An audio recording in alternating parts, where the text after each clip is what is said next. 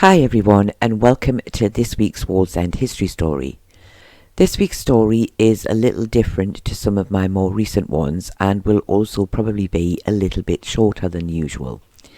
While researching something else, I came across a couple of little stories about Segedunum discussing some details from the early 1800s, and I thought it might be interesting to share them with you and see what you think about them. The stories discuss the early 1800s, however, they did not appear in the papers until several years later.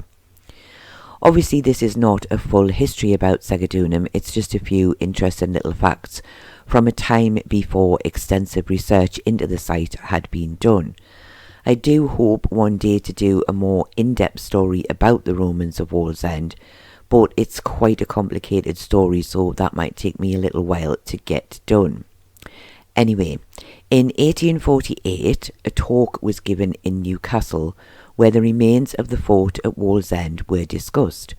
One of the first things that I found interesting was what the name Segedunum was believed to mean back then.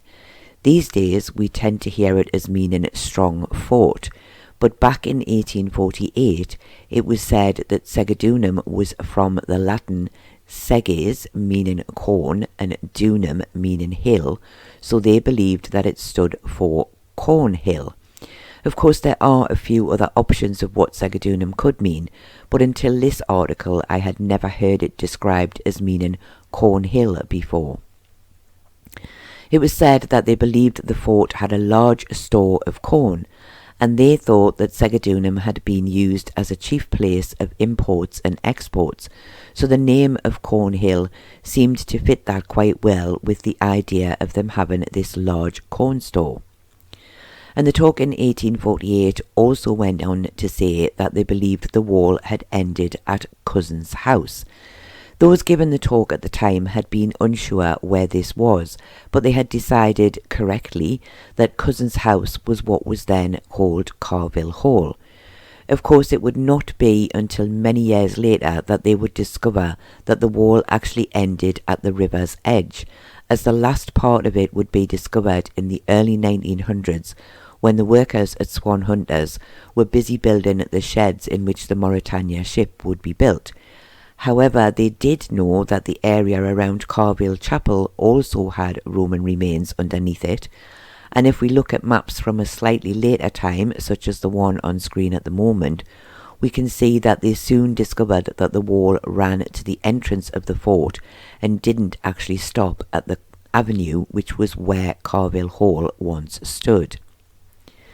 There was also much discussion of the relics that had been found on the site of the fort, which was pottery, Roman coins, rings, and also the bones and teeth of animals that they believed had been sacrificed. In most cases, the animal sacrifices would be cattle, sheep, and pigs. Of course, I also assume that some of these animal bones may have simply come from food that the Roman soldiers had been eating, but that part is just my thoughts on the animal bones subject. Other items that had been found were stone slabs bearing the names of some of the soldiers who had been stationed at Segedunum.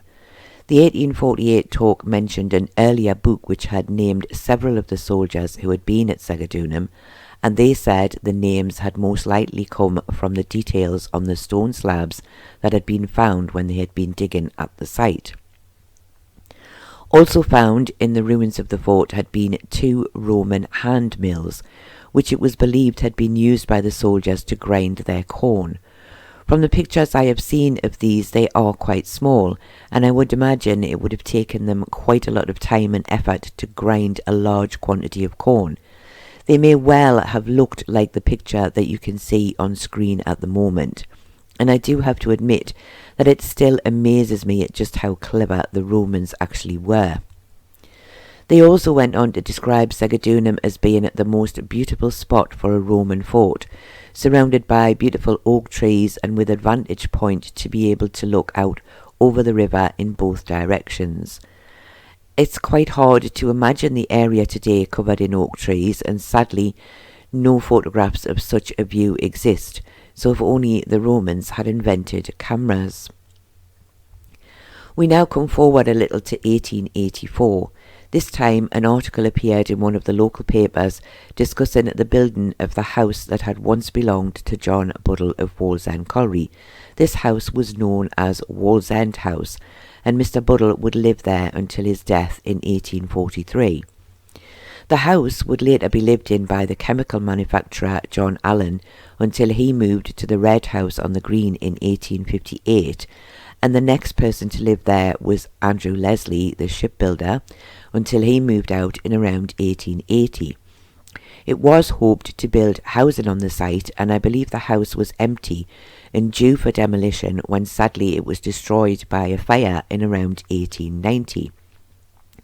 Not long after this, the land was sold, and of course the streets we know so well, such as Leslie Street, Jones Street, Davis Street, etc., were built on the area, not just of Wallsend House, but also of the Roman fort.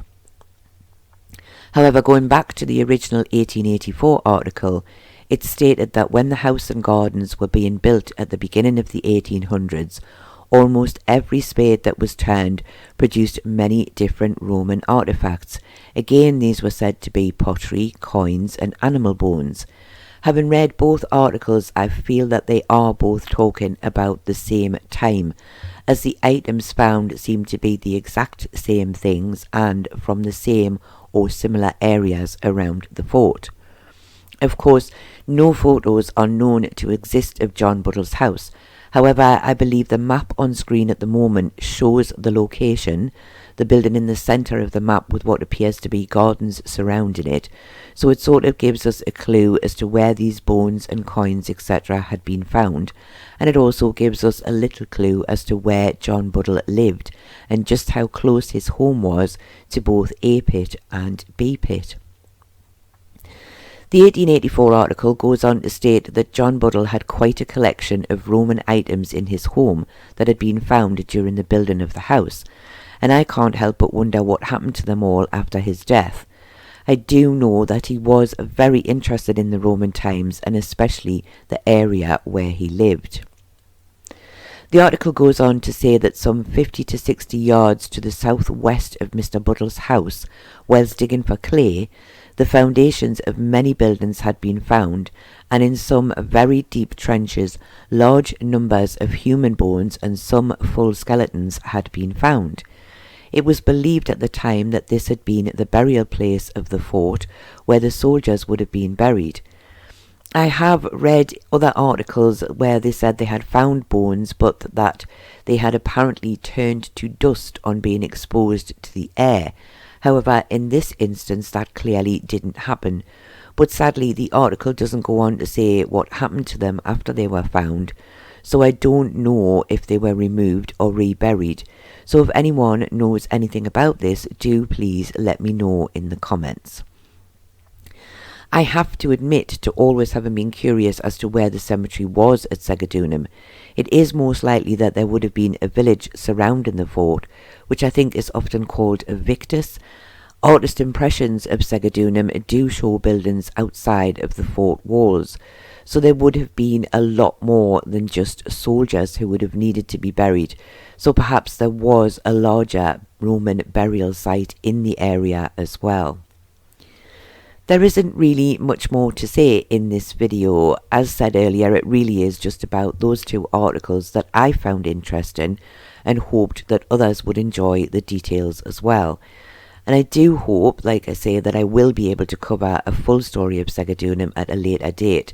So do let me know in the comments below if that's something that you might find interesting. So for now, thank you all very much for watching, and I do hope to see you all again very soon.